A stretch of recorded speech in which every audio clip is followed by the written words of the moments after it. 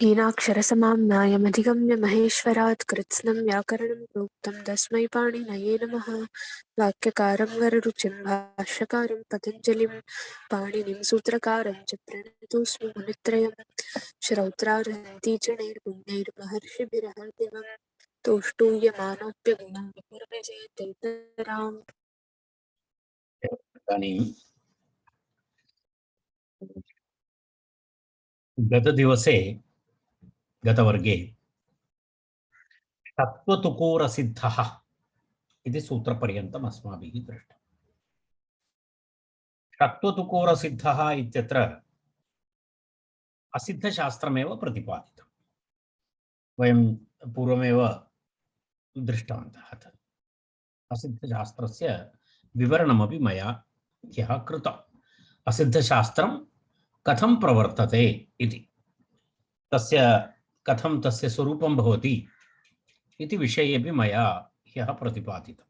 षत्वतुकोरसिद्धे असिद्धः इति यत्र षत्वविषयः भवति, यत्र तुक् विषयः तुकागमविषयः भवति, तत्र एकादेशशास्त्रम् असिद्धं भवति इति उक्तम्। एकः पूर्वपरयोः इत्यधिकारे यः यदि एकादेशविषयः यः अस्ति, सः विषयः अथवा तत् शास्त्रं तत्र असिद्धं भवति इति अस्माभिः दृष्टं ह्यः। तस्मादेव तत्र निर्बाधं किम् अधीत्य अप्रेत्य इत्यादि रूपाणि सिद्ध्यति। अन्यथा तत्र तुकागमः न भवितुमर्हति स्म। कारणं तत्र कुत्रापि तुकागमनिमित्तं ह्रस्वप्राप्तिः न भवति स्म। कारण अधीत्य इत्यत्र अधी इति दीर्घः, य इति प्रत्ययः, तत्र ह्रस्वः न भवति इति कृत्वा तत्र तुकागमः न भवति स्म। एवं प्रेत्य इत्यपि उदाहरणम् अस्माभिः दृष्टम्। प्रा उपसर्गपूर्वक इणगतौ इति धातोः प्रेत्य इति रूपमपि अस्माभिः दृष्टं ह्यः। एवं सूत्रद्वयं प्रति तत्र विषयं प्रतिपाद्य असिद्धविषयं प्रतिपाद्य इतोपि वयम् अग्रे गच्छामः। कुत्रचित् ल्यप् आदेशे परे अन्ये केचन नियमाः भवन्ति। तत् सर्वम् आनुषङ्गिकनियमाः। यदा वयं ल्यप् विषयः तृतीयाध्याये चलति, परन्तु अयं विषयः अग्रिमविषयः षष्ठाध्यायस्य विषयः अस्ति। तत्र वयं पश्यामः किमस्ति इति। इदं सूत्रमस्ति अग्रिमम्। एतदभवत् पश्यामः वयं। वा ल्यपि इति अस्मिन् विषये अग्रिमं सूत्रं। वा ल्यपि इति सूत्रमस्ति। वा ल्यपि इति अग्रिमं सूत्रमस्ति अस्माकं चर्चायाः विषयः। तत्र एवमस्ति।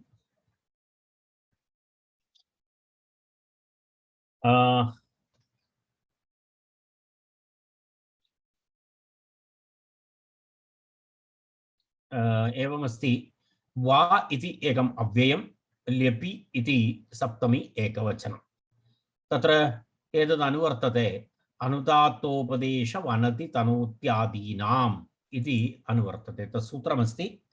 तत्र पश्यतु, इतोपि तत्र अनुवर्तते अनुदात्तोपदेश वनति तनोत्यादीनाम् इति एतस्मात् सूत्रात् अनुवर्तते। अनन्तरं तस्मादेव सूत्रात् अनुनासिक इत्यनुवर्तते। तस्मादेव सूत्रात् लोप इत्यनुवर्तते। तदनन्तरं नलोपः इति अस्ति। तत्र स्नान्नलोपः इति सूत्रात् नलोपः इति अनुवर्तते। एवं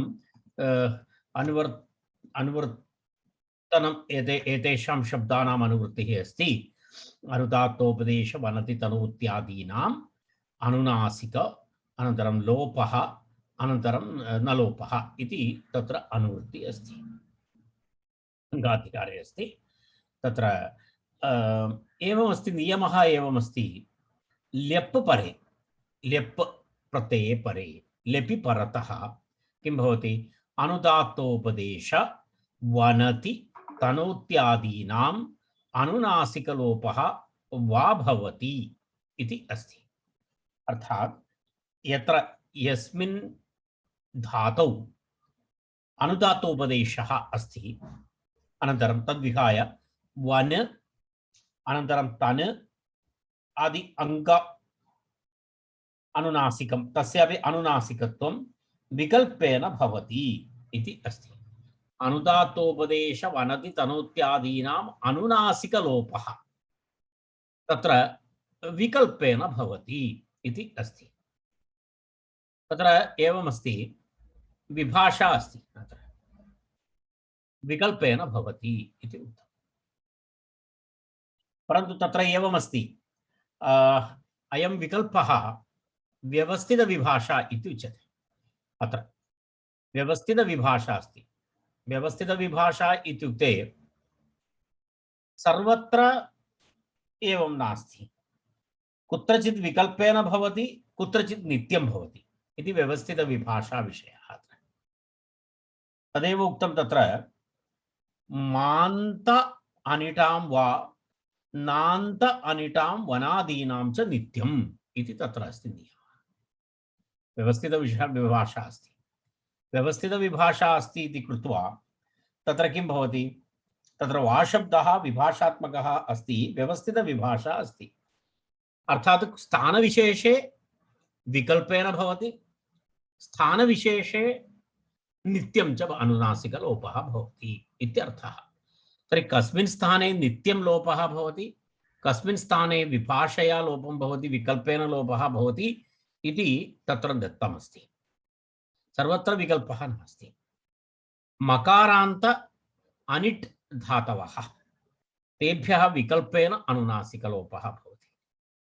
नकारान्त अनिट् धातवः एवं वन धातु, वन आदि, वन तन इत्यादि धातु एतेभ्यः नित्यम् अनुनासिकलोपः भवति। यदा उदाहरणाय गम, नम, रम, यम इत्यादि मकारान्त धातवः तेभ्यः विकल्पेन लोपः भवति। मन, हन, वन इत्यादि नकारान्त धातवः भवन्ति, तेभ्यः नित्यं लोपः भवति इति एवं एतस्य सूत्रस्य अर्थः। अर्थात् ल्यप् प्रत्यये परे किं भवति, अनुदात्तोपदेश धातवः वन धातु, तन धातु आदि, तन आदि, वनति तनोत्यादीनाम् इति तत्र सूत्रे नियमः। सूत्रं वयं पूर्वं दृष्टवन्तः। तादृशधातूनाम् अनुनासिकस्य लोपः भवति विकल्पेन इति सूत्रार्थः। विकल्पः तत्र विशेषविधिः अस्ति, व्यवस्थितविभाषा इति उक्तं। व्यवस्थितविभाषा इति व्यवस्थितविभाषेयम् इति अस्ति। व्यवस्थितविभाषा इति कृत्वा तत्र कुत्रचित् स्थानविशेषे नित्यं लोपः भवति, स्थानविशेषे विकल्पेन लोपः भवति। मान्त धातूनाम् अनिटां विकल्पेन लोपः भवति, नान्त अनिट धातूनां विषये तत्र नित्यं लोपः भवति इति अस्माभिः अत्र ज्ञातव्यम् इति तत्र विषयः। एतदनुसारं वयं एकैकम् उदाहरणं तत्र पश्यामः। तदनन्तरम् अग्रे गच्छामः। इदानीं प्रथमं तु मकारान्तधातूनां विषयः। तत्र पश्यतु, एतदेव सूत्रम्, अनुदात्तोपदेशानां वनति तनोत्यादीनाम् अनुनासिकलोपो वा स्यात् ल्यपि इति सूत्रार्थः। व्यवस्थितविभाषेयं तेन मान्द अनिटां विकल्पेन नान्द अनिटां वनादीनां च नित्यम् इति तत्र नियमः। तत्र पश्यामः वयं, यदा उदाहरणं तत्र पश्यतु, आगम्य इति रूपमस्ति, आगत्य इत्यपि रूपमस्ति। तत्र कथं भवति, यदा आ उपसर्गपूर्वक गम धातु अस्ति, आ उपसर्गपूर्वक गम धातु अस्ति, आङ्, आङ् इति भवति, गम्ल गतौ इति एकं वयं पश्यामः। अनन्तरम् अग्रे गच्छामः, अन्यत् समानमेव। तत्र आ इति भवति, तदनन्तरं गम इति धातु भवति। तस्मात् त्वा प्रत्ययः भवति। त्वा प्रत्ययस्य तत्र किं भवति? ल्यप आदेशः भवति। ल्यप आदेशः भवति चेत् य इति भवति। तत्र एवं नियमः अस्ति, यत् समानकर्तृकयोः पूर्वकाले अभवत् त्वा, तदनन्तरं समासे अनञ्पूर्वे क्तो ल्यप् इति सूत्रेण ल्यप् आदेशः तदा आगम य इति स्थिते धातु मकारान्तः धातुः अस्ति। तर्हि मकारे परे, मकारात् ल्यप् परे किं भवति? विकल्पेन लोपः भवति। विकल्पेन मकारस्य लोपः भवति। विकल्पेन मकारस्य लोपः भवति चेत् आ ग य इति भवति। इदानीं ह्रस्वः अस्ति, तत्र ह्रस्वः अस्ति इति कृत्वा ह्रस्वस्य पिति कृति तुक् इति सूत्रेण तत्र किं भवति? तुकागमः भवति। तुकागमः भवति चेत् एवं एवं भवति। एतत् मिलित्वा आगत्य इति एकं रूपं भवति। एतद् वैकल्पिकं मकारलोपपक्षः। यदि मकारस्य लोपः नास्ति, मान्तधातूनाम् अनिटां किं भवति इति उक्तं? विकल्पेन लोपः इति उक्तं। यदि लोपाभावे आ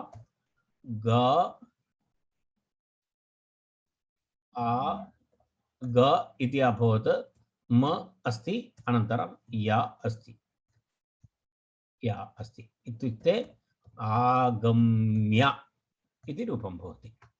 इति रूपद्वयं। तत्र आगत्य इत्यपि रूपमस्ति, आगम्य इत्यपि रूपमस्ति। तस्य कारणं वाल्यपि इति विकल्पः। एवमेव अग्रिमम् उदाहरणं भवन्तः स्वयं कर्तुं शक्नुवन्ति।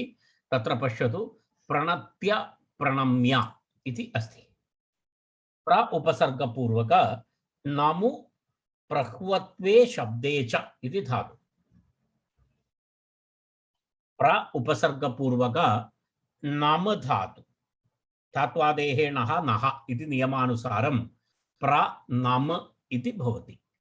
प्र नम इति तत्र भवति। प्र इति उपसर्गः, नम इति धातु भवति। तस्मात् त्वा अनन्तरं तस्य स्थाने ल्यप्। अन्यत् तत्र प्र उत्तर नकारस्य नकारादेशः भवति, तर्हि प्रणम य इति भवति। यदा मकारस्य लोपः भवति चेत् तुकागमः भवति, प्रणत्य इति रूपं प्राप्नोति।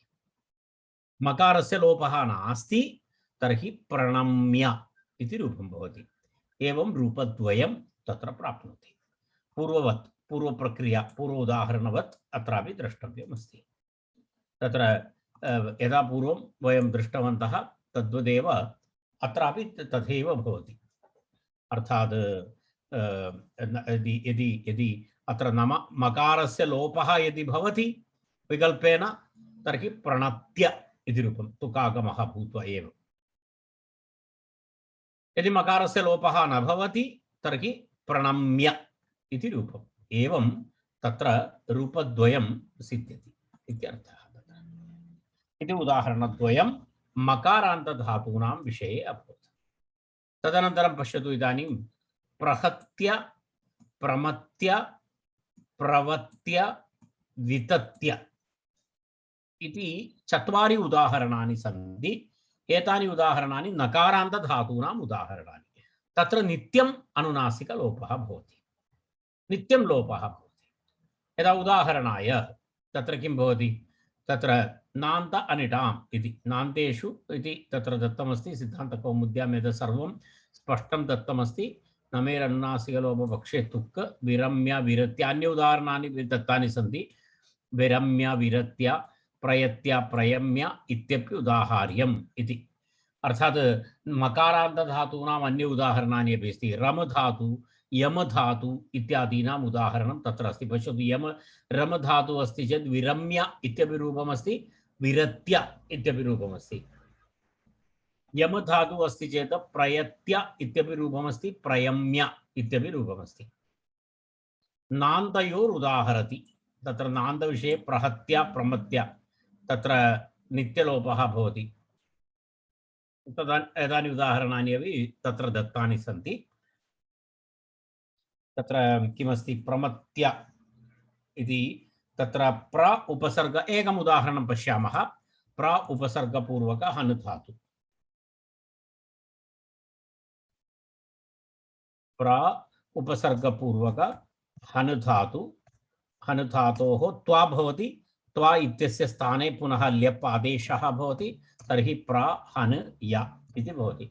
अत्र वा ल्यपि इति सूत्रेण नित्यं नकारस्य लोपः, तर्हि प्रा हा या इति भवति। तुकागमः ह्रस्वस्य वितिकृति तुक्, प्रा हा त अनन्तरं या, प्रहत्य इति रूपं भवति। प्रहत्य इति तत्र प्रातिपदिकं भवति। तस्मात् सुप्रत्ययः अव्ययमस्ति, अव्ययमस्ति इति कृत्वा तस्य लोपः, तद् सर्वं यथा पूर्वं तत्र भवति, प्रहत्य इति। एवम् अन्य उदाहरणानि, प्रमत्य इति उदाहरणमस्ति। प्रमत्य, तत्र किमस्ति? प्रमत्य इत्यत्र प्रापूर्वक मन धातु, मन अवबोधने ज्ञाने इति। मन अवबोधने ज्ञाने इति धातु अस्ति। मन अवबोधने प्रामन, प्रामन त्वा, प्रामन त्वा इत्यस्य स्थाने त्वा इत्यस्य लेप् प्रामन या, नकारस्य नित्यं लोपः प्राम या, ह्रस्वस्य पितिकृति तुक् इति तुकागमः प्रामत् या प्रमत्य इति रूपं भवति, इति तत्र सिद्धरूपं भवति, प्रमत्य। तदनन्तरं प्रमत्य इत्यस्य अनन्तरं पुनः प्रवत्य इति उदाहरणमस्ति। प्रवत्य, प्रवत्य इति वन धातु। प्रवत्य इति प्र उपसर्गपूर्वक वन धातु, वन संभक्तौ इति धातु। वन धातु, वन संभक्तौ इति धातु अस्ति। प्रावन त्वा, प्रावन या, प्रावय, प्रावत या, प्रवत्य, ह्रस्वस्य पितिकृति तुक्। एवमेव अन्य उदाहरणं, वि पूर्वक तनु विस्तारे, वितत्य। एतत् सर्वं बालमनोरमायाम् अस्ति। तनोतिर्नित्यं न लोपः तुकागमः। पश्यतु, भाष्ये तु वाल्यपि इति सूत्रं न दृश्यते इत्यपि अस्ति। भाष्ये तस्मिन् विषये व्याख्यानं नास्ति इति अस्ति। परन्तु एतत् सर्वम् अनुदात्त वनति तनोत्यादीनाम् अनुनासिकलोपो वलि छलिकिङिति इति सूत्रे वार्तिकरूपेण तदस्ति, तत्र एतत् सर्वमस्ति इति वदति। तत्र अनुदात्तोपदेशे अनुनासिकलोपो ल्यपि च इति तत्र एक वार्तिकरूपेण तस्य प्रतिपादनमस्ति इति वदति। तत्र एतत् वाल्यपि इति सूत्रं तत्र दत्तं नास्ति इति तत्र उक्तमस्ति। तस्य किञ्चित् चर्चा अपि अस्ति। अहं चर्चां प्रति इदानीं न गच्छामि। अर्थात् कुत्रचित् एतस्य आशयः नाम कुत्रचित् कालान्तरे वार्तिकानि अपि सूत्ररूपेण परिवर्तितानि सन्ति इति तत्र एतस्य मतमस्ति। तदेव तत्र एतस्य कथनस्य आशयः। तत्र कुत्रचित् यदा मूलतः एतत् सूत्रं नास्ति, महाभाष्ये तस्य उल्लेखः नास्ति, परन्तु कालान्तरे तत् सूत्ररूपेण परिवर्तितम् इत्यपि दृश्यते। तस्मादेव भाष्ये तु वाल्यपि इति सूत्रं न दृश्यते इति अस्ति। तस्य स्थाने अनुदात्त इति सूत्रे अनुदात्तोपदेशे अनुनासिकलोपो ल्यपि च इति वामः इति च वार्तिकं पठितम् इति अस्ति। ल्यपि च अनुदात्तोपदेश इति न लोपो भवति, मकारान्तानां तु वा इत्यर्थः। अथ तत्र एतत् महत्त्वपूर्णमस्ति। अर्थात् एतद् वाक्यं किञ्चित् भवन्तः एकवारं स्मरन्तु। पश्यतु, अत्र वार्तिकद्वयमस्ति एतत्। तस्य पुनः अग्रे गत्वा एतत् सूत्ररूपेण पुनः पठितम् इति मनोरमाकारस्य मतं। पूर्वम् एतत् सूत्रं न आसीत् इति। तस्मात् महाभाष्ये तु तथा नास्ति, वार्तिकद्वयमस्ति तत्र इति। तदेव अग्रे कालान्तरे तत्र वाल्यपि इति सूत्रेण परिवर्तितम् इति अस्ति। इति तथा दृश्यते व्याख्यानेषु। तदेकः महत्त्वपूर्णः विषयः अत्र चर्चनीयः अस्ति। तदनन्तरं वयम् अग्रे गच्छामः। इदानीम् एतावत्पर्यन्तं तस्य विवरणं समाप्तं। तदनन्तरं पुनः टेक्स्ट् मध्ये पश्यामः। तर्हि एतावदुक्त्वा तत्र एकं सूत्रम् आचार्यः स्मारयति। तत्र अधोजग्धिः इति एकं सूत्रं स्मारयति। अधोजग्धिः इति सूत्रम् अत्र स्मारयति। प्रजग्ध्य इति रूपं तत्र भवति। प्रजग्ध्य इति तत्र रूपं भवति। तत्र एवमस्ति, प्रजग्ध्य इति तत्र तत्र किमस्ति, प्रपूर्वक अधभक्षणे इति धातु। प्रपूर्वक अधभक्षणे इति धातु। तत्र अध इत्यस्य स्थाने जग्धि आदेश विधायकं सूत्रम् आचार्यः अत्र स्मारयति। जग्धि आदेश विधायकं सूत्रं स्मारयति। तत्र एवमस्ति, एवं प्रपूर्वक अधभक्षणे इति धातु। प्रपूर्वक अधभक्षणे इति धातु। तस्मात् त्वा प्रत्ययः उपसर्गः अस्ति इति कृत्वा तत्र अधभक्षणे इति त्वा प्रत्ययं, तदनन्तरम् उपसर्गेण सह धातोः समासः भवति। प्र अद् त्वा इति प्रद् प्र अद् त्वा इति भवति। तस्मिन् स्थाने पुनः अधः जग्धिः लेप्ति किति इति सूत्रमस्ति। पूर्णसूत्रम् एवमस्ति, अहं दर्शयामि।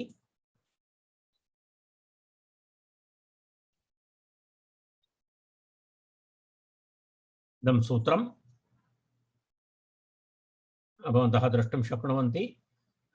पश्यतु, अधोजग्धि ल्यप्ति ल्यप्ति इति अस्ति, तदेव ल्यप्ति इति अस्ति। ल्यप्ति इति लुप्तविभक्तिकं, ल्यपि इति अस्ति, अनन्तरं ति इति अस्ति।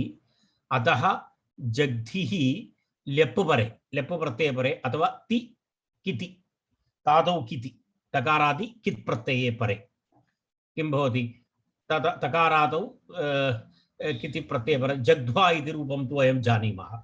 जग्ध्वा इति वयं पूर्वं पठितवन्तः। यदा केवलं त्वा प्रत्ययः भवति चेत् जग्ध्वा इति रूपं भवति। यदि ल्यप् परे भवति चेत् जग्ध्य अजग्ध्य इति तत्र तत्र भवति। प्रजग्ध्य इत्यादि रूपाणि भवन्ति। केवलधातुः अस्ति चेत् त्वा प्रत्ययः भवति। त्वा प्रत्ययः भवति, जग्ध्वा इति भवति। यदि यदि ल्यप् भवति चेत् प्रजग्ध्य इति रूपं भवति। एतत् इतः पूर्वमपि वयं दृष्टवन्तः इदं सूत्रं। ह्यः अपि वयम् एतं सूत्रं दृष्टवन्तः।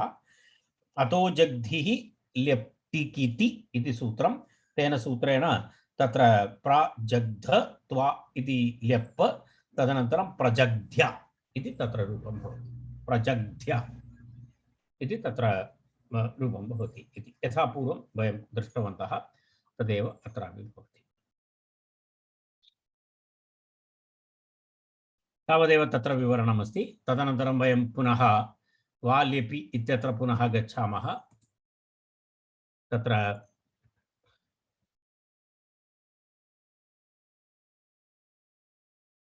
वा ल्यपि इति सूत्रे अग्रे एवमस्ति। अग्रे केचन प्रश्नाः सन्ति, तस्य किञ्चित् उत्तरमपि अस्ति तत्र। प्रथमम् अहं प्रश्नान् वदामि, तदनन्तरं एतस्य विषये उत्तरं वदामि। तत्र पश्यतु, प्रथमः प्रश्नः अस्ति, तत्र वि धातु, वि उपसर्गपूर्वक धा धातु, तस्मात् विधाय इति रूपसिद्धिः करणीया। प्रथमं तु अस्माभिः एतत् ज्ञातव्यं, सर्वेषां रूपाणि कीदृशानि इति अस्माभिः ज्ञातव्यं। पठनकाले अत्यन्तसमस्या विधाय वा भवतु विहाय वा भवतु, अस्माकं किमस्ति इति चिन्तनं भवति चेत् कोऽपि लाभः नास्ति। वस्तुतः शुद्धं रूपं किमस्ति इति अस्माभिः ज्ञातव्यं, तथा रूपसिद्धिकरणे लाभः भवति। अन्यथा तत्र पश्यतु, वि उपसर्गपूर्वक धा धातोः तत्र विधाय इति रूपं भवति, तदेव शुद्धं रूपमस्ति। द्वितीयमस्ति, तत्र प्रापूर्वक दा धातोः तत्र किं रूपमस्ति, प्रदाय इति रूपमस्ति। तृतीयमस्ति, प्रापूर्वक खन धातोः, भवन्तः नोट् कृत्वा एव स्थापयन्तु, प्रखन्य इति रूपं भवति। तत् तत्र दत्तमस्ति, भवन्तः पुस्तकेपि द्रष्टुं शक्नुवन्ति। तत्र पश्यतु, एतानि रूपाणि साधनीयानि। पश्यतु, प्रखन्य। एवं पश्यतु, प्रस्थाय इति रूपमस्ति। प्र उपसर्गपूर्वक तत्र किं भवति? प्र उपसर्गपूर्वक प्रस्थाय इति तत्र भवति। स्थाधातु प्रस्थाय तत्र। तदनन्तरं पुनः अस्ति प्रपूर्वक क्रमधातोः प्रक्रम्य इति रूपमस्ति। अनन्तरं पुनः अस्ति यदा पुनः आपृच्छ इति अस्ति। प्रक्रियां दर्शयामि अहम्। आपृच्छ इति रूपं भवति, प्रदीव्य इति रूपं भवति। एवं तत्र पुनः एतादृशरूपाणि वस्तुतः शुद्धरूपाणि, एतानि रूपाणि साधनीयानि अस्माभिः। परन्तु अत्र सर्वत्र काचित् समस्या अस्ति।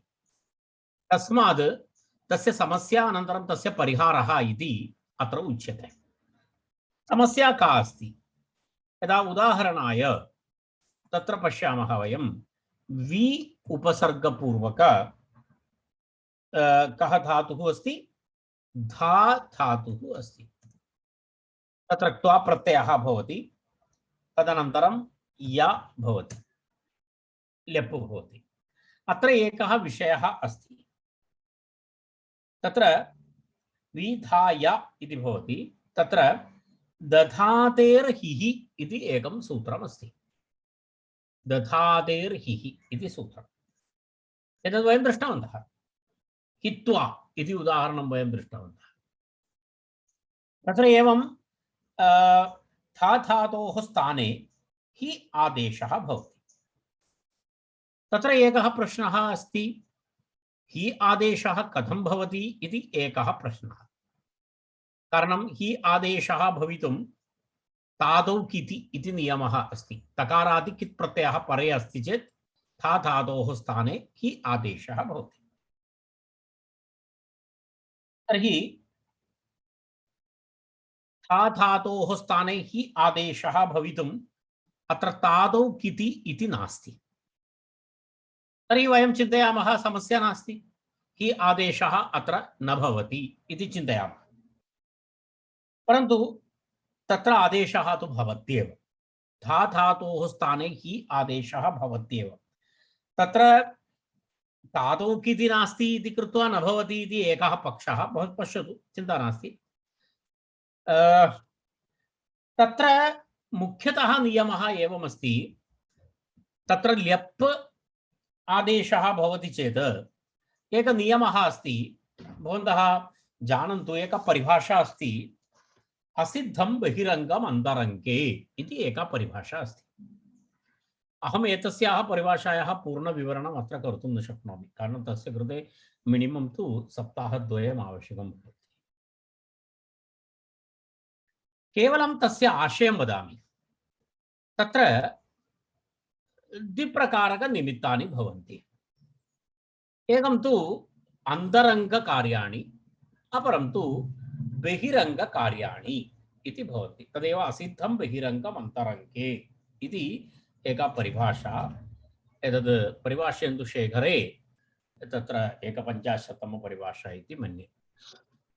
दीर्घा परिभाषा अस्ति। यदा परिभाष्येन्दुशेखरस्य महत्वपूर्णभागः असिद्धं बहिरङ्गम् अन्तरङ्गे इति परिभाषा अस्ति। तत्र एवमस्ति, अन्तरङ्गम् इत्युक्ते, अन्तर् इत्युक्ते तत्र मध्ये इत्यर्थः। अङ्गम् इत्युक्ते तत्र निमित्तम् इत्यर्थः। तत्र यत्र मध्ये यद् निमित्तं भवति तद् अन्तरङ्गकार्यम् इति उच्यते। अन्तरङ्गकार्यात् बहिः यद् निमित्तं भवति तत्तु किं भवति? बहिरङ्गनिमित्तम् इति भवति। असिद्धं बहिरङ्गम् अन्तरङ्गे इति नियमः। असिद्धं बहिरङ्गम् अन्तरङ्गे। अत्र पश्यतु, विधाय इत्यत्र धा धातोः हि आदेशः भवति तादौ किति परे इति विषयः अन्तरङ्गविषयः। ल्यप् विषयः बहिरङ्गविषयः। इत्युक्ते तत्र असिद्धमस्ति। एतदेव ह्यः अपि अहम् असिद्धशास्त्रविषये उक्तवान्। अत्र दधातेर्हिः इति सूत्रस्य कार्यम् अन्तरङ्गकार्यमस्ति। समासे अनञ् पूर्वो इति यः प्रत्ययः ल्यप् आगतः सः विषयः बहिरङ्गविषयः अस्ति। असिद्धं बहिरङ्गम् अन्तरङ्गे इति नियमः। तद आधारेण तत्र किं भवितुमर्हति? दधादेर्हिः इति सूत्रस्य दृष्ट्या ल्यप् विधायकसूत्रम् असिद्धमस्ति अत्र। इत्युक्ते तस्य प्रवृत्ति न अभवदित्येव। तत्र यदा दधादेर्हिः इति सूत्रस्य दृष्ट्या तत्र तादि कित्तेव अस्ति, त्वा एव अस्ति, तत्र ल्यप् नास्ति। किमर्थं ल्यप् नास्ति? एतत् पुनरपि एक स्टेप् इतोपि करणीयमस्ति। अत्र पश्यतु, अत्र त्वा इति अस्ति पूर्वम्। अयं विषयः बहु महत्त्वपूर्णः विषयः। अत्र वस्तुतः त्वा अस्ति। त्वा इत्यस्य स्थाने किं जातमस्ति? ल्यप् आगतमस्ति। तद् भवन्तः जानन्तु। त्वा इत्यस्य स्थाने ल्यप् अस्ति। इत्युक्ते दधादेर्हिः इति सूत्रस्य दृष्ट्या अत्र किं भवति? अत्र ल्यप् नास्ति, तद् असिद्धं। तर्हि असिद्धमस्ति इति कृत्वा तत्र किं भवितुमर्हति? इदानीं य इति असिद्धमस्ति, दधादेर्हिः इति सूत्रस्य दृष्ट्या अत्र त्वा एव अस्ति। तदेव असिद्धशास्त्रम्। असिद्धं बहिरङ्गम् अन्तरङ्गे इति नियमानुसारं वयं पश्यामः चेत् अत्र किं भवितुमर्हति? एवं भवितुमर्हति। एवं भवितुमर्हति। तत्र तत्र धा धातोः स्थाने हि आदेशः भवति इति अस्ति। पश्यतु किमर्थं? तत्र दधादेर्हिः इति सूत्रप्रवृत्तिसन्दर्भे परिभाषा अस्ति असिद्धं बहिरङ्गम् अन्तरङ्गे। इदानीं भवन्तः ज्ञातवन्तः तत्र ल्यप्, एतत् बहु अत्यन्तं सरलम्। एतत् बहु बालकानां कृते व्याख्या अस्ति, तादृशव्याख्या अस्ति। एतत् बहु महत्त्वपूर्ण परिभाषा अस्ति। एषा परिभाषा पठनीया अस्ति। तद् भवन्तः अनन्तरं पश्यन्तु। अत्यन्तं दीर्घा परिभाषा। तर्हि अत्र सामान्यरूपेण अहम् एतद् उक्तवान्, यदा मध्ये यद् निमित्तं भवति तद् अन्तरङ्गं, तस्मात् बहिः यत् निमित्तं भवति तद् बहिरङ्गम्। अङ्गम् इत्युक्ते निमित्तम् इत्यर्थः। तर्हि एतत् पश्यतु, वि हि या इति भवितुमर्हति। तर्हि वि हि या इति भवति चेत् विधाय इति रूपं कथं भवति?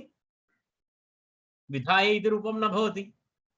तर्हि इति प्रथमः प्रश्नः। तदेव तत्र एकैकस्य एकैकः प्रश्नः अस्ति। तस्य विषये एवमस्ति, तस्य विषये आचार्यः तस्य परिहारः अपि अस्ति। तत्र परिहारः एषः अस्ति।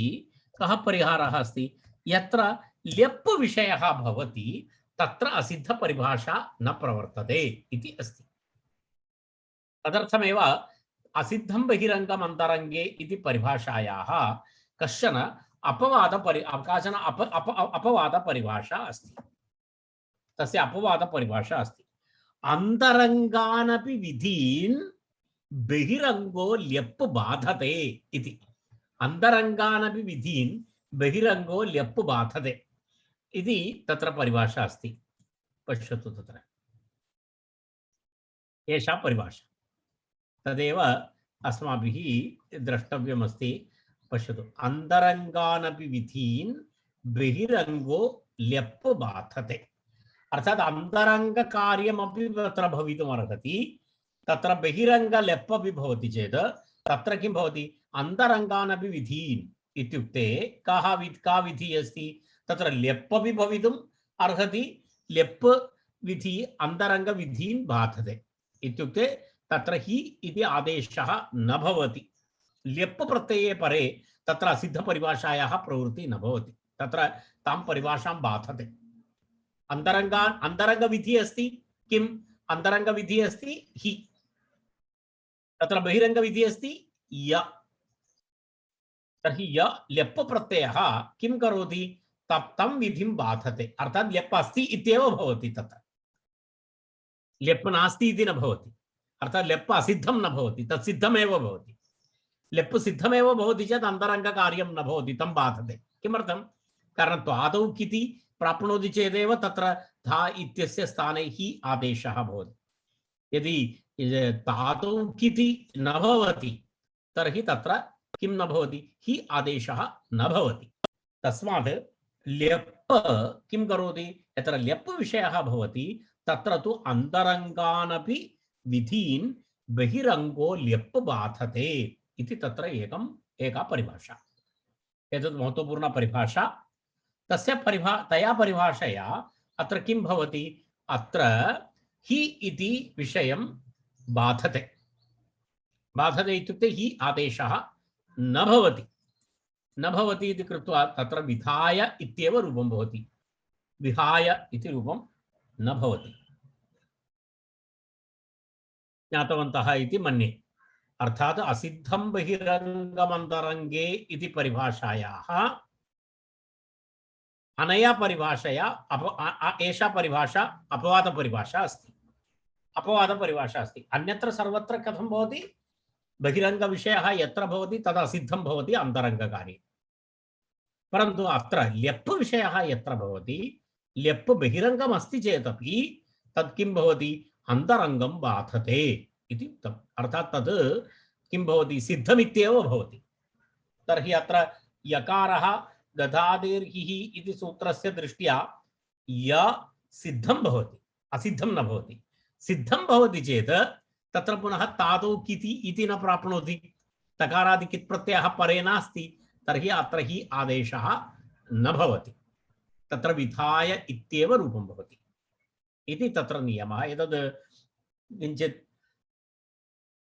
किञ्चित् ईषद् अल्पशः किञ्चित् कठिनमस्ति, परन्तु एकवारं वयम् अवगच्छामः तर्हि तत्र कापि समस्या नास्ति। अतः ल्यप् विषयः यत्र भवति तत्र अन्तरङ्गपरिभाषा न भवति इत्यर्थः। तर्हि तस्य कृते आचार्यः तत्र एतस्य कृते एकं किं वदामि, एकं ज्ञापकमपि दत्तमस्ति। किं ज्ञापकमस्ति? तत्र जग्धिविधौ ल्यप् ग्रहणात् इति। अर्थात् तत्र ल्यप् इति आचार्यः कुत्र कस्मिन् इदानीं पूर्वं वयं सूत्रं दृष्टवन्तः। अधो जग्धि इति तत्र पूर्वम् अधो जग्धिर्ल्यप्तिकिति इति सूत्रं वयं पठितवन्तः। तस्मिन् सूत्रे ल्यप् ग्रहणम् एतस्याः परिभाषायाः ज्ञापकम् अस्ति। किमस्ति? तत्र एवमस्ति, पूर्वसूत्रं यदा वयम् इदानीं वयं दृष्टवन्तः। किं सूत्रम्? एतत् सूत्रं वयं दृष्टवन्तः न? पश्यतु, अधो जग्धिर्ल्यप्तिकिति इति सूत्रमस्ति। तस्मिन् सूत्रे ल्यप् ग्रहणं तत्र एतस्याः परिभाषायाः ज्ञापकम् अस्ति। सर्वासामपि परिभाषाणां ज्ञापकं तु भवति। ज्ञापकेन विना परिभाषा तु न भवति, परिभाषा तु ज्ञापयति। तर्हि अत्र एतस्याः परिभाषायाः ज्ञापकं नाम अस्मिन् सूत्रे ल्यप् ग्रहणम् एतस्याः परिभाषायाः ज्ञापकम् अस्ति। कथं ज्ञापकं भवति इति प्रश्नः। वस्तुतः एवमस्ति, अधो जग्धिस्ति किति इत्येव पर्याप्तमस्ति। प्रजग्ध्य इति रूपं प्राप्नोति। कारणं तत्र किमस्ति? अधो जग्धिस्ति किति इति वदति चेदपि प्रजग्ध्य इति रूपं प्राप्तुम् अर्हति। कारणं तत्र किमस्ति? तातौ किति इति अस्ति। तदनन्तरं पुनः तत्र किमस्ति? ल्यप् भवति। असिद्धं बहिरङ्गम् अन्तरङ्गे इति नियमानुसारं तत्र साक्षात् तत्र अधः अध इत्यस्य स्थाने जग्धादेशः भवति स्म। तत्र अजग्ध्य इति रूपं प्राप्नोति स्म। किमर्थं? परिभाषा अस्ति खलु, असिद्धं बहिरङ्गम् अन्तरङ्गे इति परिभाषा अस्ति। तर्हि अत्र किं भवितुम् अर्हति? अस्मिन् सूत्रे यदा अहम् एतत् दर्शयामि, यदा पश्यतु किमस्ति तत्र प्र उपसर्गः, प्र उपसर्गस्य अद् धातु, अद् धातोः त्वा भवति। त्वा भवति। त्वा इत्यस्य स्थाने तत्र किं भवति? त्वा इत्यस्य स्थाने ल्यप् आदेशः भवति। पश्यतु, इदानीं वस्तुतः अत्र अद् स्थाने ल्यप् परे जग्ध भवति इति वक्तव्यं नास्ति। कारणं अध धातोः स्थाने ल्यप् भवति चेदपि असिद्धं बहिरंगम अंतरंगे इति नियमानुसारम् अध धातोः स्थाने जग्धादेशः भवति स्म।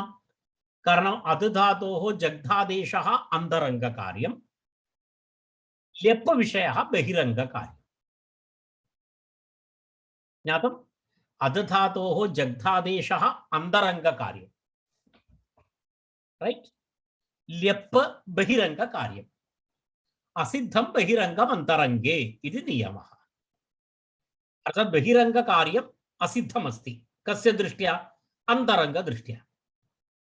इत्युक्ते त्वा इत्यस्य स्थाने ल्यप् बहिरंग कार्यमस्ति, तद् अद् इत्यस्य जग्धादेश कारणकाले करणकाले असिद्धमस्ति। तर्हि ल्यप् परे इति विशेषतया वक्तव्यं नास्ति। अद् धातोः जग्धादेशः भवति, ल्यप् परे तादौ किति च परे इति विशेषतया वक्तव्यं नास्ति, स्वयमेव भवति। तादौ किति इति पर्याप्तं। किमर्थं तादौ किति इति पर्याप्तं? कारण तस्य स्थाने यः ल्यप्पादेशः भवति तद् सः ल्यप्पादेशः अद् जग्धौ इति तस्य दृष्ट्या असिद्धमस्ति, ल्यप् असिद्धमस्ति। ल्यप् असिद्धमस्ति इति कृत्वा स्वयमेव तत्र अद् इत्यस्य स्थाने जग्धादेशः भवति। तर्हि आचार्यः सूत्रे ल्यप्तिकिति इति किमर्थम् उक्तवान् इति प्रश्नः। तस्य आशयः तत्र ल्यप् ग्रहणम् एतदर्थमेव अस्ति, अर्थात् तत्र किमर्थं ल्यप् ग्रहणं कृतवान् आचार्यः? आचार्यस्य ल्यप् ग्रहणस्य आशयः ल्यप् परे असिद्ध परिभाषा न प्रवर्तते, तेन कारणेन ल्यप् ग्रहणे यत्र ल्यप् प्रत्ययः परे भवति तत्र असिद्धं बहिरंगम अंतरंगे इति परिभाषा न भवति। असिद्धं बहिरंगम अंतरंगे इति परिभाषा न भवति चेत् तत्र या इति परे अद् इत्यस्य स्थाने जग्धादेशः न भवति, जग्धादेशः न भवति।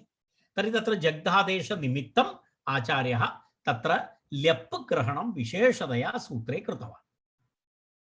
तत् ल्यप् ग्रहणं वस्तुतः एतस्याः परिभाषायाः अन्तरङ्गानपि विधीन् बहिरङ्गो ल्यप् बाधते इति परिभाषायाः ज्ञापकमस्ति।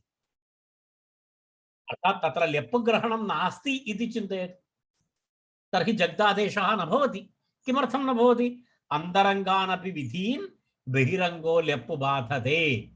अर्थात् बहिरङ्ग ल्यप् भवति चेत् त्वा नास्ति, पुनः त्वा नास्ति, ल्यप्पेव भवति, तत्र ल्यप्पेव भवति। तर्हि तत्र जग्धादेशः न भवति। जग्धादेशः न भवति इति तत्र समस्या भवति इति कृत्वा आचार्यः तत्र ल्यप् विशेष विधानं कृतवान्। अन्यथा ल्यप् ग्रहणं व्यर्थमस्ति। तत्र ल्यप् ग्रहणस्य आवश्यकता नास्ति, कारणं त्वा भवति, तस्य स्थाने या भवति चेदपि तत्र अद् इत्यस्य स्थाने जग्ध भवति। कारणं ल्यप् बहिरङ्गकार्यं, जग्धादेशः अन्तरङ्गकार्यम्, असिद्धं बहिरङ्गम् अन्तरङ्गे इति नियमः। तस्मात् तत्र ल्यप् ग्रहणं किं ज्ञापयति? तत्र अन्तरङ्गविधीन्, अन्तरङ्गानपि विधीन् बहिरङ्गो ल्यप् बाधते। ल्यप् स्ट्रांग अस्ति, ल्यप् विधि इतोपि शक्तिशाली अस्ति, तदा अन्यान् विधीन् बाधते इति तत्र नियमः। तेन अस्माकं समस्या परिहृता। का समस्या परिहृता? विधाय इत्यस्य स्थाने किं भवति? ल्यप् परे किं न भवति? असिद्ध परिभाषायाः प्रवृत्ति न भवति। तस्मात् तत्र विधाय इत्येव रूपं भवति, विहाय इति न भवति इति एतस्य सारांशः। एवं तेन केवलम् एकत्र नास्ति, तेन किं भवति? आचार्यः सर्वं प्रतिपादयति। तेन कुत्र कुत्र कुत्र एषः विषयः भवति? यदा हित्वा दत्वा किं किं भवति? तत्र किं किम् अस्ति? तत्र हित्वा दत्वा आत्वा इत्वा दीर्घत्वा श आदेश ऊठादेश इत् एते सर्वे न भवन्ति इत्यर्थः। तदेव पश्यतु अत्र तेन हित्वदत्वात्वेत्वदीर्घत्वशूठितो ल्यपि न। एते आदेशाः 7-8 समस्याः भवतां पुरतः दर्शितवान् पूर्वं। तस्य सर्वासामपि तासां समस्यानां परिहारः एषा परिभाषा। का परिभाषा? अन्तरङ्गानपि विधीन् बहिरङ्गो ल्यप् बाधते इति तत्र समस्यायाः परिहारः। तस्य प्रथमं हित्वविषये एतत् उदाहरणं। हित्वविषये यदा दधातेर्हिः इति हि भवति इति प्रथमः विषयः विधाय इदानीम् अग्रिमं पश्यामः। यदा एकैकं पश्यामः वयम्। इदानीम् अत्र पश्यतु, द्वितीयम् उदाहरणं वयं पश्यामः।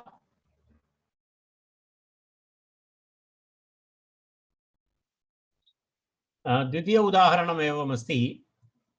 प्र इति अस्ति धातु, प्र धातु, तस्मात् त्वा प्रत्ययः, प्र धातु, क्षम्यतां, प्र उपसर्गः, दा धातु, तदनन्तरं तत्र त्वा त्वा इति तत्र भवति। त्वा इत्यस्य स्थाने किं भवति? य आदेशः भवति, ल्यप् इति स्थितिः अस्ति। एवं स्थितिः अस्ति। तत्र प्र दा त्वा इति भवति। अत्र किं भवितुमर्हति? अत्र पश्यतु, अन्तरङ्गकार्यमस्ति। अत्र अन्तरङ्गकार्यमस्ति। तत्र त्वा प्रत्यय, इदानीं ल्यप् असिद्धमस्ति।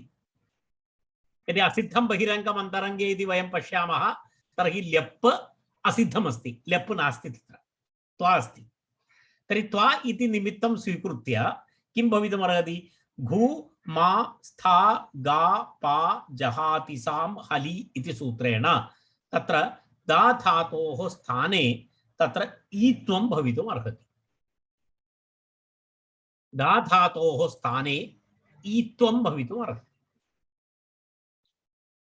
कथमस्ति चेत् असिद्धपरिभाषा प्रवर्तते चेत् इत्युक्ते तत्र प्रदाय इति रूपं न भवति, तत्र प्रदीय इति रूपं भवितुम् अर्हति। किमर्थं? तत्र घूमास्था गा पा जहाति साम हलि इति यत् सूत्रमस्ति तत् सूत्रम् अन्तरङ्गकार्यमस्ति। अन्तरङ्गकार्यमस्ति अर्थात् त्वा प्रत्यये परे असिद्धं बहिरङ्गम् अन्तरङ्गे। तत्र त्वा इत्यस्य स्थाने ल्यप् आगतम् इति घूमास्था इति सूत्रस्य दृष्ट्या असिद्धमस्ति। तर्हि त्वा इत्येव आधारीकृत्य तत्र किं भवितुमर्हति? दा इत्यस्य स्थाने ईकारः भवितुमर्हति। दा इत्यस्य स्थाने ईकारः भवति चेत् कीदृशं रूपं भवति? प्रदीय इति रूपं भवति।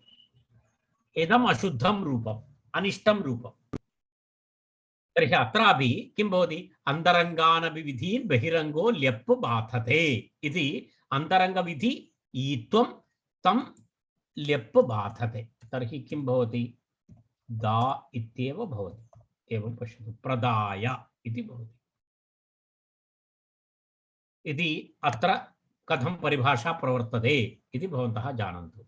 अत्र ईत्वं भवितुम् अर्हति स्म, तद् ईत्वस्य निराकरणं भवति अनया परिभाषया। नेक्स्ट, अग्रिमं किमस्ति? अग्रिमः विषयः अस्ति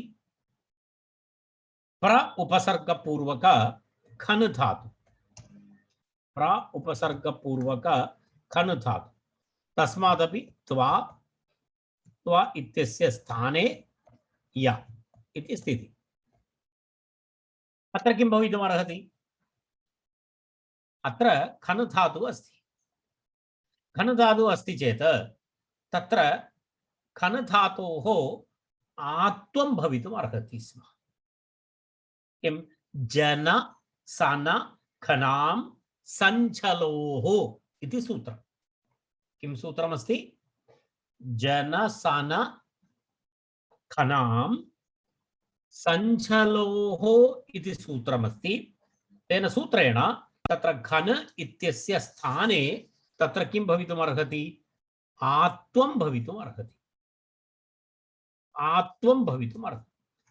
तर्हि तत्र नकारस्य स्थाने आत्वं भवति चेत् प्रखाय इति रूपं भवितुम् अर्हति स्म। खन इत्यस्य स्थाने किं भवितुम् अर्हति? यदा प्र इति भवति एतस्य स्थाने प्रखा इति भूत्वा एवं भवितुम् अर्हति स्म। मूलतः किं रूपम् आवश्यकं? प्रखन्य इति रूपं शुद्धम्। तर्हि अत्र जनसनघनां सञ्चलोः इति कार्यम् अन्तरङ्गकार्यं, ल्यप् इति बहिरङ्गकार्यम्। अत्रापि अन्तरङ्गविधीन् बहिरङ्गो ल्यप् बाधते इति कृत्वा तत्र किं भवति? प्रखन्य इत्येव रूपं भवति। एवं भवति, प्रखन्य इति भवति। इति तृतीयस्य समस्या परिहारः। चतुर्थः विषयः अस्ति प्रस्थाय इति उदाहरणं। तत्र एवमस्ति, प्र अनन्तरं स्था धातु, स्था धातु, स्था धातु, त्वा भवति, त्वा इत्यस्य स्थाने ल्यप् भवति, प्रस्थाय इति रूपं भवति। परन्तु अत्र एवमस्ति, द्यति स्थियति मास्थामिति किति इति तत्र स्था धातोः स्थाने इत्वं भवति स्म। वयं जानीमः स्था धातोः त्वा प्रत्यये परे स्थित्वा इति रूपं भवति। परन्तु प्र धातोः स्था पर प्रा उपसर्गपूर्वक स्था धातोः ल्यपि प्रस्थीय इति रूपं न भवति, प्रस्थाय इत्येव रूपं भवति। तस्य कारणम् एतदस्ति, बहिरङ्ग ल्यप् अन्तरङ्ग इत्वस्य बाधा भवति, अन्तरङ्ग विषयस्य बाधा भवति। इत्युक्ते स्था धातोः स्थाने इत्वं न भवति अत्र। कारणम् इत्वं अन्तरङ्गकार्यमस्ति, परन्तु बहिरङ्ग ल्यप् अन्तरङ्गकार्यं बाधते, तर्हि स्था न भवति, स्थि इति न भवति। अन्यथा भवन्तः जानन्ति, स्था धातोः त्वा प्रत्यये परे स्थित्वा इति रूपं भवति। स्था धातोः स्थित्वा इति रूपमस्ति खलु, स्थात्वा इति कुत्र रूपमस्ति? स्थित्वा इति भवति। तर्हि अत्र एवं भवति, इत्वं न भवति, अत्र स्था एव भवति। किं भवति? प्रस्थाय इति रूपं भवति। अत्रापि एतस्याः परिभाषायाः लाभः एषः। नेक्स्ट, प्र उपसर्गपूर्वक क्रम धातु, प्र उपसर्गपूर्वक क्रम धातु, त्वा अनन्तरं य, तत्र किं भवति? अत्रापि एवमेवम् अस्ति। तत्र पश्यतु, तत्र क्रमश्च त्वि इति एकं सूत्रमस्ति। क्रमश्च त्वि इति सूत्रम्।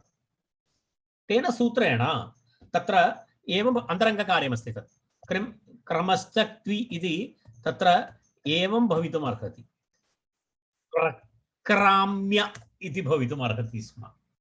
रूपमस्ति प्रक्रम्य, शुद्धं रूपं किमस्ति? प्रक्रम्य। त्वा भवति चेत् तत्र उपधा दीर्घः भवति, तत्र उपधा दीर्घः भवति, क्रान्त्वा इति रूपं भवति। तत्र अत्र अन्तरङ्गानपि विधीन् बहिरङ्गो ल्यप् बाधते इति नियमानुसारं तत्र दीर्घः न भवति, तत्र प्रक्रम्य इत्येव रूपं भवति, प्रक्रम्य इत्येव रूपं भवति। एतदस्ति एकम्। नेक्स्ट, इतोपि अपरम् अग्रिममस्ति, आ उपसर्गपूर्वक प्रच्छ धातु। आ उपसर्गपूर्वक प्रच्छ इति धातु, प्रच्छ धातु अस्ति। दर्शयामि एकं।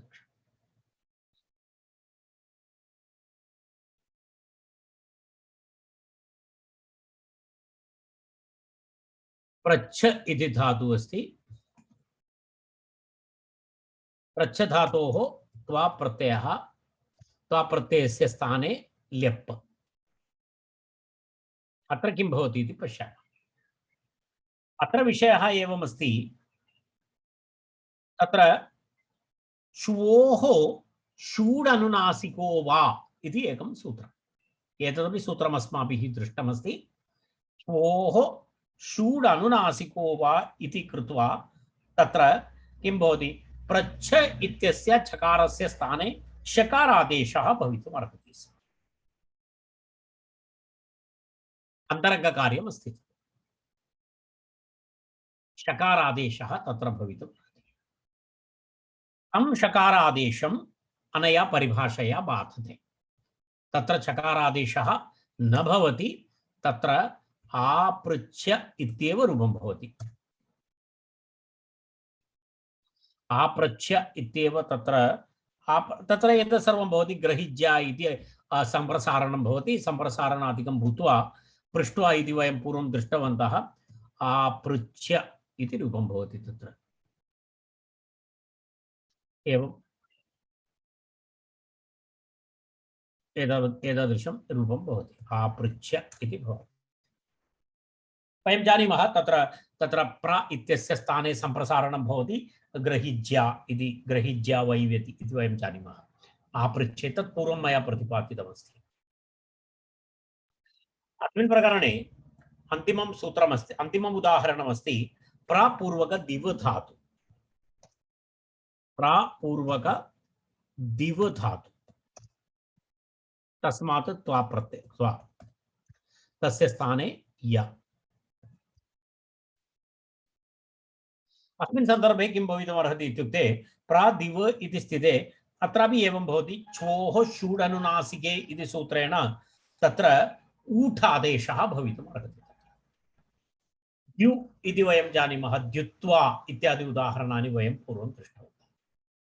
त्वा भवति चेत् एतत् सर्वम् अस्माभिः कृतमस्ति पूर्वम्।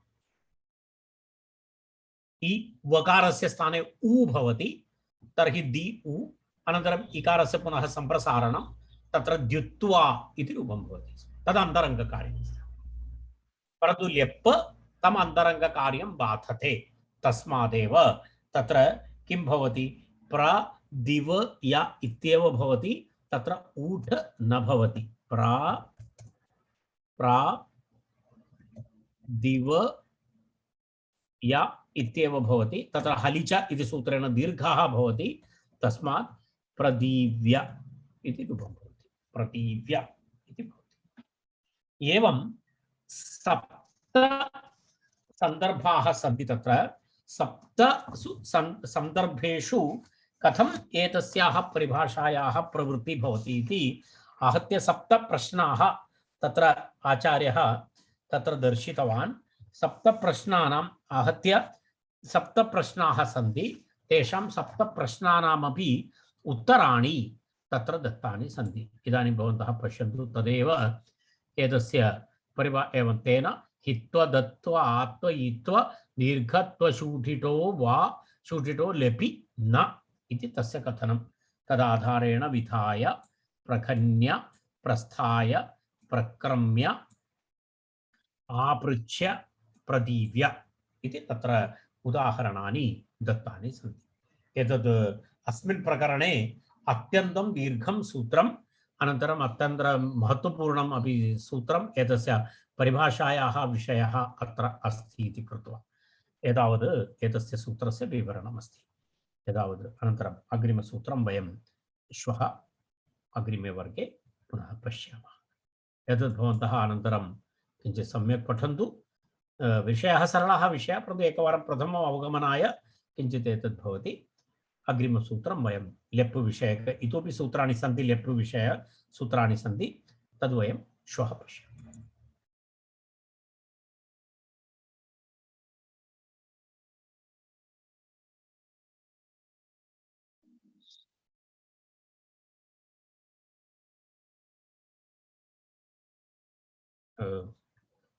शान्तिमन्त्रेण वयं समापयामः।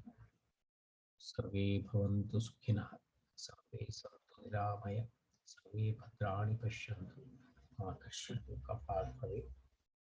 शान्ति शान्ति।